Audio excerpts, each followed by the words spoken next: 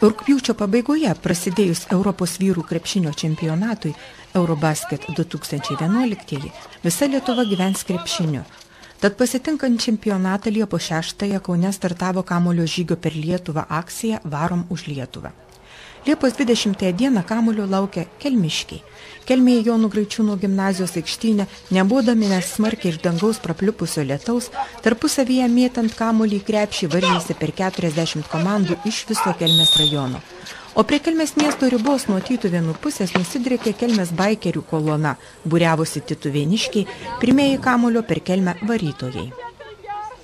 Jų būryje Kelmės rajono vicemeras Kęstutis Bilius ir Kelmės savivaldybės garbės ženklo už nuopelnus Kelmės rajonui nominantas, ilgametis jaunųjų sportininkų ugdytojas, sporto propaguotojas tytuvėniškis Vytautas Jagminas. Tarsi olimpinis deglas perduodamas iš rankų į rankas, varomas iš miesto į miestą kamuolys kviečia žmonės švęsti Lietuvai vėl tapus Europos krepšinio namais, sako akcijos organizatoriai. Su Kelmės pyragu sutikus akcijos dalyvius, kamuolys pajudėjo Kelmės miestu. Organizatoriai planavo, kad kamuolys aplankys per 60 miestų ir miestelių, jį varys daugiau nei 5000 žmonių. Iš viso bus įveikta per 2500 kilometrų.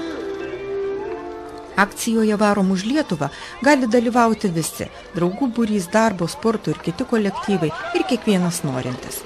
Prisijungdami prie visos Lietuvos būrelį kelmiškių, tiek jaunų, tiek vyresnių, tiek verslininkų, tiek politikų, tiek mokytojų, tiek moksleivių, apsukę ratą apie Kelmę kamuolį atvarė į Jono Graičiūno gimnazijos aikštyną, kur rankų prisilietimais krepšinio kamuolinį krovė savus linkėjimus Lietuvos krepšinio komandai, o rajono vicemeras Kęstutis Bilius parašu patvirtino kamuolio buvimo Kelmėje faktą.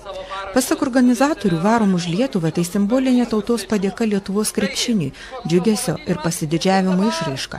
Į kamuolį sudėsime tiek, kiek dar turime tikėjimo ir pasitikėjimo savo šalimi ir savimi pačiais. O apkeliavusi visą šalį žmonių rankų ir palinkėjimų sušildytą kamuolį, prieš pat čempionatą įteiksime Lietuvos krepšinio rinktinės vyrams. Kaip tautos pažada, už Lietuvą žaidžia 3 milijonai.